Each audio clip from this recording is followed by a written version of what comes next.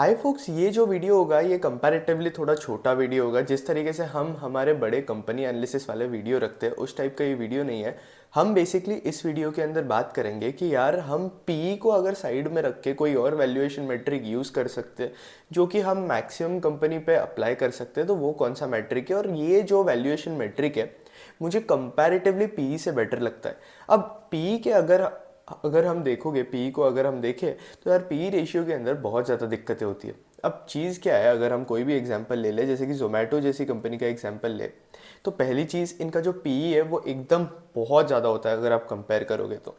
इसके साथ साथ जोमेटो जैसी कंपनीज है, इसके प्रॉफिट्स भी इतने ज़्यादा नहीं है, क्योंकि इनके अगर आप कुछ कुछ डिविजन्स देखोगे, ऐसे फूड डिवीजन वाला जो बिजनेस है इनका वो प्रॉफिटेबल है। बाकी अगर आप देखोगे तो हाइपर प्योर वाला बिजनेस है वो लॉसेस के अंदर है। इनफैक्ट आपका अगर ब्लिंकिट देखोगे तो एबिटा ब्रेक इवन कर रहा है। तो उस हिसाब से अगर आप देखोगे तो लेकिन नेट प्रॉफिट में जो है वो लॉस ही है। फिर इसके साथ साथ जोमेटो जैसे कुछ एग्जांपल हो गई जो कि लॉस मेकिंग कंपनीज है करंटली। लॉस मेकिंग मतलब नॉट एग्जैक्टली लॉस मेकिंग, लेकिन इनके जो है कुछ डिविजन जो है वो लॉस मेकिंग है। बट अगर आप देखोगे तो मैक्सिमम कोई भी टेक कंपनी हो कुछ भी हो, मैक्सिमम कंपनीज में अगर आप देखोगे तो एबिटा जो होता है वो यूजुअली पॉजिटिव होता है। और फिर हो सकता है कि नेट अर्निंग्स वगैरह जो है वो लॉस के अंदर रहे। एक और कंपनी है पीवीआर आइनॉक्स। अब पीवीआर आइनॉक्स जो है एक थिएटर चेन है पूरे इंडिया के अंदर। अगर आप इनका देखोगे तो इनके केस में भी पी मल्टीपल जो है वो नेगेटिव चल रहा है अभी। बट इसी जगह पे अगर आप इनका ईवी टू एबिटा देखोगे तो आप इन कंपनीज को आराम से मल्टीपल बेस्ड अप्रोच से जो है वो वैल्यूएशन कर सकते हो इन कंपनीज का। चीज़ क्या है पता है क्या, कि मैक्सिमम कंपनीज के केस में आपका अर्निंग्स नेगेटिव हो सकता है, लेकिन आपका जो एबिटा नेगेटिव हो रहा है वो बहुत ज़्यादा मुश्किल है। और इसके साथ साथ और दो तीन अलग अलग चीज़ें, जैसे कि अगर हम दो कंपनीज का कंपैरिजन कर रहे हैं, जैसे कि टाटा मोटर्स और मारुति सुजुकी, तो टाटा मोटर्स और मारुति सुजुकी का अगर आप कंपैरिजन कर रहे हो तो मैं आपको यही रेकमेंड करूंगा कि यार आप अगर वैल्यूएशन के लिए कंपैरिजन कर रहे हो तो पी रेशियो मत यूज़ करो, ईवी टू एबिटा के ऊपर ज़्यादा प्रेफरेंस रखो। अब मैं ऐसा क्यों बोल रहा हूँ वो पहले मेरी पूरी बात सुन लो। चीज़ क्या है कि हो सकता है डिफरेंस कि टाटा मोटर्स जिस तरीके से अपना डेप्रिसिएशन अकाउंट करता है और मारुति जिस तरीके से अपना डेप्रिसिएशन अकाउंट करता है, दोनों के अकाउंटिंग मेथड्स के अंदर जो है थोड़ा बहुत डिफरेंस हो सकता है। जैसे कि अगर मैं थोड़ा टेक्निकल्स के अंदर जाऊँ तो टाटा मोटर समझो स्ट्रेट लाइन मेथड से रिकॉर्ड कर रहा है और मारुति सुजुकी जो है वो डबल डिक्लाइनिंग मेथड से रिकॉर्ड कर रहा है। और ऑब्वियसली ये जो दोनों कंपनीज है एकदम एसेट हैवी बिजनेसेस है, तो इन केस में जो है ईवी टू एबिटा जो है वो कंपैरेटिवली थोड़ा बेटर मैट्रिक होता है। और ऑब्वियसली टाटा जो है, पहले अगर आप देखोगे टाटा के केस में तो पी था ही नहीं, टाटा को नेगेटिव में पी था क्योंकि इनका ईपीएस जो है वो नेगेटिव में था। लेकिन अगर आप इसको ईवी टू एबिटा के मल्टीपल पे वैल्यू करते तो ऑब्वियसली आपके लिए जो है वो वैल्यूएशन भी कंपैरेटिवली थोड़ी इजी हो जाती। इसके साथ साथ आप ईवी टू एबिटा कौन से इंडस्ट्री के अंदर यूज़ कर सकते हो। जो इंडस्ट्री के केस में अगर आप देखोगे तो एसेट्स बहुत ज़्यादा है, फिक्स एसेट्स बहुत ज़्यादा है, वहाँ जो है आप ईवी टू एबिटा यूज़ कर सकते हो। कई सारे केसेस में क्या होता है कि अगर हम दो कंपनीज का कंपैरिजन कर रहे हैं, एक कंपनी के पास जो है वो बहुत ज़्यादा डेट होता है और वही सेगमेंट की दूसरी कंपनी के पास डेट जो है वो होता ही नहीं है इतना ज़्यादा। तो हमें अगर उन दोनों का कंपैरिजन करना है तो ऑब्वियसली हम जो है पी रेशियो यूज़ नहीं कर सकते, क्योंकि जिस कंपनी के पास डेट बहुत ज़्यादा है ऑब्वियसली उसकी वैल्यूएशन जो है वो बहुत ज़्यादा आएगी पी के अकॉर्डिंग। क्योंकि सीन क्या हो जाता है कि डेट आपका बहुत ज़्यादा हो जाता है जिसकी वजह से आपके इंटरेस्ट पेमेंट इंक्रीज़ हो जाते हैं। इंटरेस्ट पेमेंट अगर आपके इंक्रीज़ हो रहे हैं तो ऑब्वियसली आपकी अर्निंग्स रिड्यूस हो जाएगी, और अगर आपका अर्निंग्स रिड्यूस हो रहा है तो आप देखोगे तो पी आपका इंक्रीज़ हो जाएगा।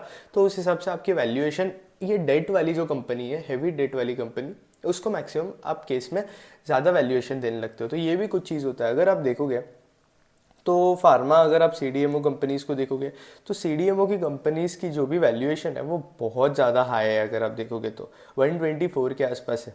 क्यों पता है? क्योंकि इनकी अर्निंग्स जो है वो रिड्यूस हो गई थी। अब ऑब्वियसली ये जो है एक दिक्कत वाली चीज़ है, इसलिए मैं रिकमेंड करता हूँ कि यार अगर आप ऐसी कंपनीज़ को एनालाइज कर रहे हो तो आप ईवी टू एबिटा यूज़ करो। एक तो इनकी ईपीएस, जब पहले इनका अगर आप कंपनीज का देखोगे तो ईपीएस पहले नेगेटिव में था, वो वाला प्रॉब्लम सॉर्टेड है। और इसके साथ अगर आप ईवी टू एबिटा यूज़ करोगे तो आपको जो है वो डिप्रिसिएशन मेथड वगैरह अकाउंट करने में भी जो है वो थोड़ा बेटर पड़ेगा।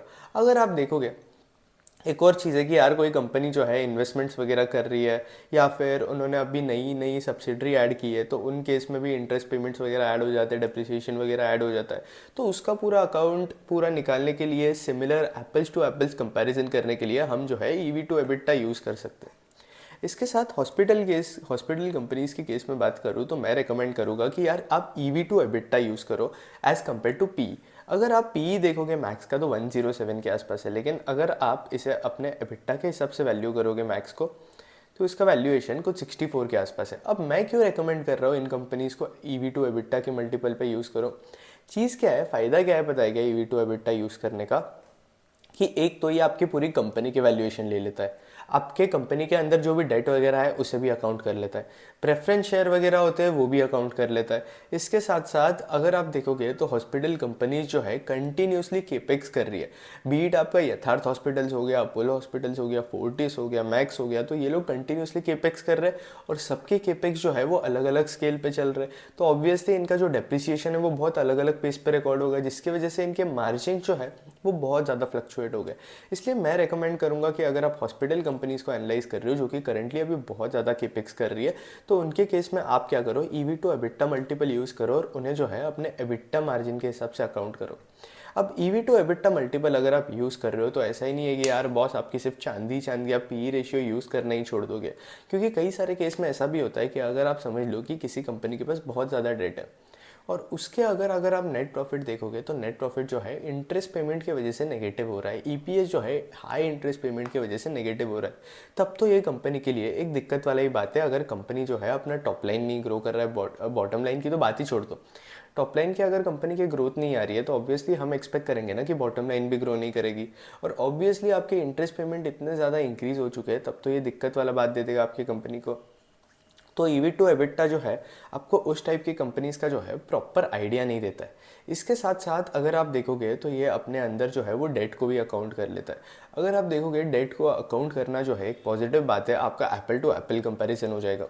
लेकिन अगर आप देखोगे कोई कंपनी के पास बहुत ज़्यादा डेट होता है जिनकी वैल्यूएशन थोड़ी ज़्यादा रहेगी, बहुत कंपनी कोई कंपनी है सेम कंपनी उसके पास थोड़ा कम डेट होता है, उसकी वैल्यूएशन थोड़ी डिफरेंट आएगी। तो ये सब चीज़ें जो है वो हो सकती है मैक्सिमम, क्योंकि चीज़ क्या होता है कि एंटरप्राइज वैल्यू के अंदर आपका डेट ऐड हो जाता है, आपकी नॉर्मल इक्विटी जो होती है वो ऐड हो जाती है, प्रेफरेंस शेयर ऐड हो जाते हैं और फिर जो आपका कैश है वो इसके अंदर से सब्ट्रैक्ट किया जाता है अगर आपको एंटरप्राइज वैल्यू फाइंड करनी है तो फिर आप उस हिसाब से देखोगे तो थोड़ा बहुत दिक्कतें वगैरह भी जो है उसके अंदर हो सकता है। अगर कंपनी का डेट ज़्यादा है तो एंटरप्राइज वैल्यू जो है वो बहुत ज़्यादा इंक्रीज भी हो सकता है।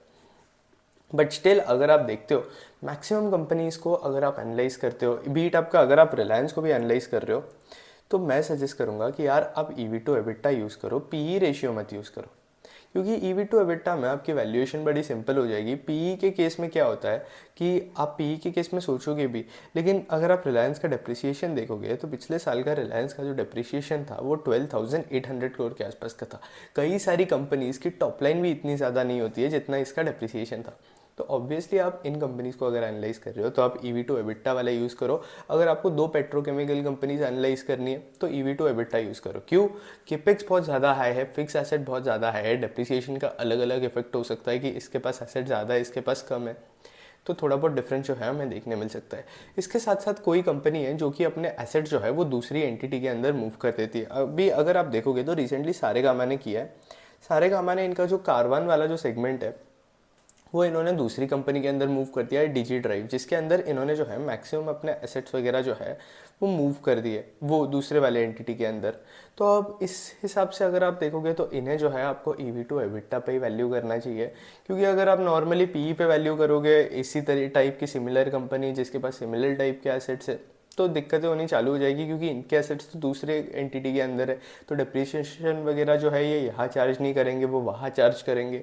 और ये लोगों को अगर आप इस कंपनी को एनालाइज कर रहे हो तो इस कंपनी को कैसे है कि इन्हें जो है अभी डेप्रिसिएशन भरना है, तो इनकी अगर आप देखोगे तो अर्निंग्स इफेक्ट हो जाएगी, PE इफेक्ट हो जाएगा। तो इस केस में जो है आप EV टू एबिटा को बेटर मैट्रिक कंसिडर कर सकते हो। हालांकि आपको जो है एक ही रेशियो को कंसिडर नहीं करना है, आपको अलग अलग रेशियो जो है वो कंसिडर करना है वैल्यूएशन के लिए। वैल्यूएशन ये जो है हम मल्टीपल अप्रोच वाला जो वैल्यूएशन होता है उस हिसाब से हम बात कर रहे हैं। बाकी वैल्यूएशन करने के दूसरे भी तरीके होते हैं, जैसे कि DCF होता है, रिवर्स DCF होता है। इसके साथ साथ एसेट बेस्ड वैल्यूएशन भी होता है, जो कि कोई भी कंपनी अगर लिक्विडेट कर रही है कल को अगर हम मान लेते हैं कि वोडाफोन आइडिया जो है वो लिक्विडेट कर रही है, तो इस केस में इस कंपनी के पास जो एसेट्स होंगे उसमें से जो लायबिलिटी माइनस होगी, उसके बाद जो इक्विटी बचेगा वो जो है शेयर होल्डर्स के अंदर बटेगा। लेकिन कल को अगर वोडाफोन आइडिया जो है वो लिक्विडेट होता है तो हमें जो है -13 रुपीज़ मिलेंगे। मतलब शेयर होल्डर्स को जो है कुछ भी नहीं मिलेगा, क्योंकि इनकी बुक वैल्यू जो है वो नेगेटिव के अंदर है। तो ये सब कुछ चीज़ें होती है जो कि आपको समझनी चाहिए। तो वैल्यूएशन करने का अलग अलग तरीका होता है, आपको हर एक चीज़ जो है अकाउंट करनी चाहिए, एक ही चीज़ पर डिपेंडेंट मत रहो। बट ये ईवी टू एबिटा जो है मुझे कंपैरेटिवली अगर आप पीई से देखोगे तो बेटर मैट्रिक लगता है। अगर मैं थोड़ी कैपिटल हैवी कंपनीज को एनालाइज कर रहा हूँ, टेक बेस्ड कंपनी को एनालाइज कर रहे हो, तो भी मुझे ये बेटर लगेगा। इसके साथ साथ अगर आप कोई भी कंपनीज में यूज़ करोगे तो ईवी टू एबिटा जो है थोड़ा बेटर मैट्रिक निकल कर आता है as you compare it with normal P ratio. तो ये मुझे थोड़ा बेटर लगा, इसलिए मैंने सोचा कि इसके ऊपर एक वीडियो बनानी चाहिए और चीज़ें जो है वो कवर अप करनी चाहिए। बाकी अगर आपको वीडियो अच्छा लगा तो लाइक कर देना, कंटेंट अच्छा लगा तो चैनल सब्सक्राइब कर देना। That's it, thank you for watching.